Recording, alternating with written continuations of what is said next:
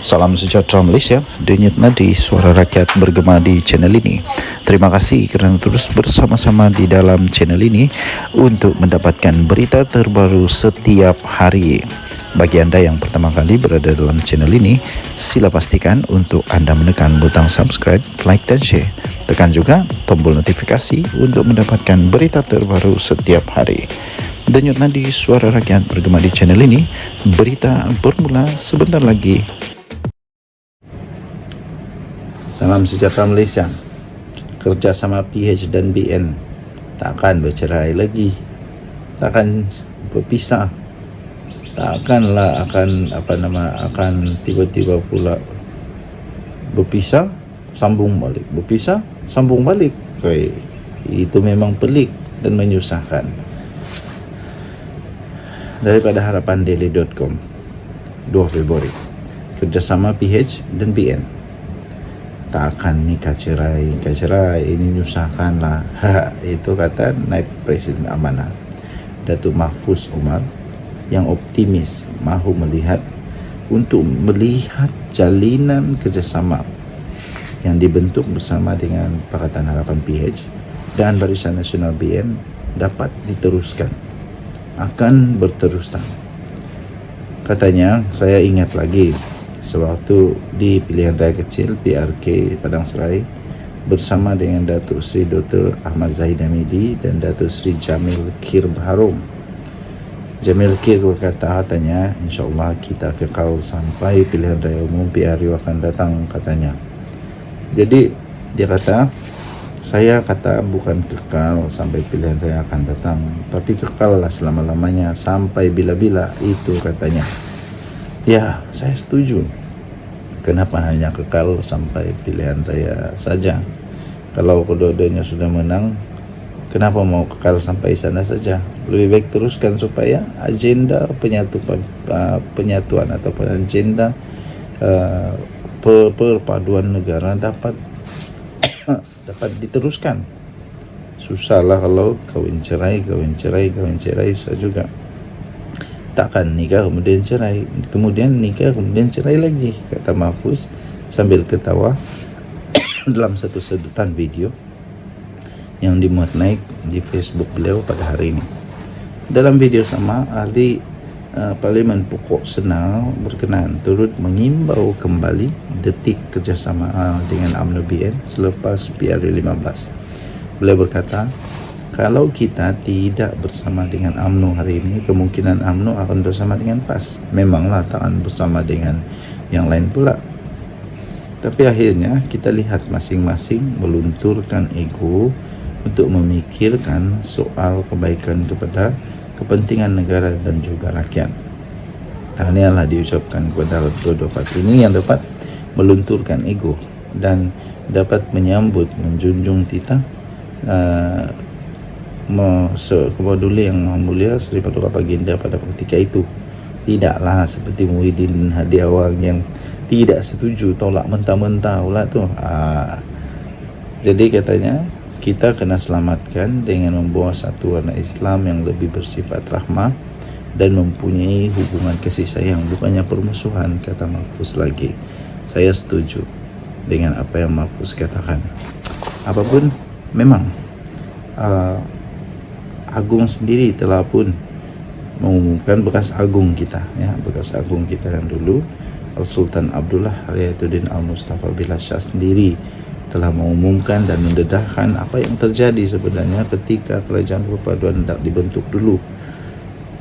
Yang tolak mentah-mentah tu adalah Hadiawang.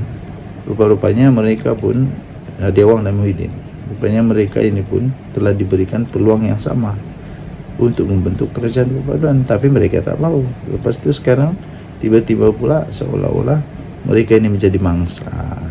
Gitu, seolah-olah jadi bangsa. Jadi tak baiklah gitu kan. Apa-apa pun kita tengoklah apa yang terjadi seterusnya di antara PH dan BN. Saya fikir betul apa yang dikatakan oleh Mahfuz ni, iaitu takkanlah kawin cerai, lebih baik kekalkan. Kita jumpa lagi. Salam sejahtera Malaysia, denyut nadi suara rakyat bergema di channel ini. Tuan-tuan dan puan-puan yang dihormati sekalian, betul lah kata orang, PAS ni sentiasa ada dalil. Sentiasa ada dalil. Sabudin Hussein menulis ini dengan sangat tepat di sabudin.com.net. Betul lah kata orang, PAS sentiasa ada dalil. Jika anda setuju atau tidak setuju, sila komen. PAS tidak mendesak secara agresif penganjuran konsert ketika mentadbir bersama di Putrajaya dari 2020 sehingga 2022 kerana mahu menyelesaikan perkara lebih penting. Itu kata Mursyidul Am Hasim Jasin. Ada-ada aja. Memang ada alasan punya. Tapi waktu hentam kerajaan perpaduan bukan main. Tapi sekarang jilat ludah sendiri, keluar dalil yang simple saja. Bercakap pada FMT, Hashim berkata pihaknya tidak boleh melaksanakan atau menyelesaikan pelbagai perkara sekaligus, dan keadaan itu sama seperti ketika PAS mula memerintah Kelantan pada tahun 1990. Menurutnya, PAS menyelesaikan masalah dan memperkenalkan 100 inisiatif untuk rakyat secara berperingkat. Bukan pada penggal pertama pemerintahannya di negeri Pantai Timur itu. Katanya, walaupun kita bantah konsep, tetapi kita bagi keutamaan terhadap apa yang kita patut bangkitkan semasa kita memerintah. Katanya lagi, tak boleh nak buat semua sekaligus. Kalau dahulu semasa memerintah sekejap 2020 hingga 2022 bukan tak nak bangkit, tapi ada perkara lebih utama untuk kita beri perhatian. Tahu pula menjawab. Kalau benda begini tahu dia jawab, bukan semua perlu diperhatikan. Tapi waktu kecam kerajaan, di mana fikiran yang ada macam begini? Tiada pun. Tidak ada pun pertimbangan begini. Kenapa kerajaan kamu sajakah yang boleh kata untuk lebih memperhatikan perkara lain? Ada yang lebih penting, bukan semua boleh dibuat serentak. Kenapa kerajaan kamu sajakah boleh buat begitu? Maksudnya, kamu mengakulah yang bahawa memang kerajaan pada ketika itu memang tak sehebat kerajaan sekarang lah. Sebab kerajaan sekarang kamu pikir pula, kamu anggap pula mereka ini perfect, boleh buat semua sekaligus. Begitukah? Jadi memang terkena muka sendirilah. Itulah, nak jawab pikir dulu, nanti sendiri terkena.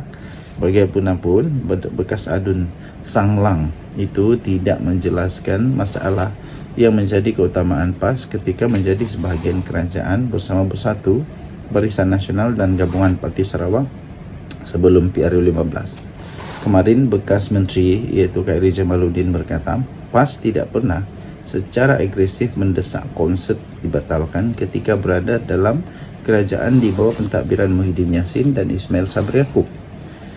Bertanggungjawab dalam portfolio kesihatan pada ketika itu, Khairi Jamaluddin berkata, Idris Ahmad iaitu Naib Presiden PAS hanya minta jumlah konsert dikurangkan. Hashim berkata bantahan terhadap konsert artis antarabangsa seperti Ed Sheeran di Stadium Nasional Bukit Jalil pada 24 Februari ini dibuat kerana diadakan menjelang Ramadan. Umat Islam dijangka berpuasa pada 12 Mac depan.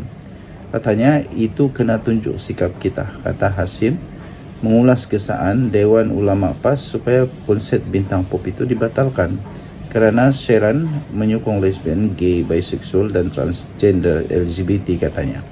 Ketua Penerangan PAS Ahmad Fadli Sari pula menegaskan PAS sentiasa menyatakan bantahan di luar mesyuarat kabinet seperti dibuatnya ketika mengetuai sayap pemuda parti itu.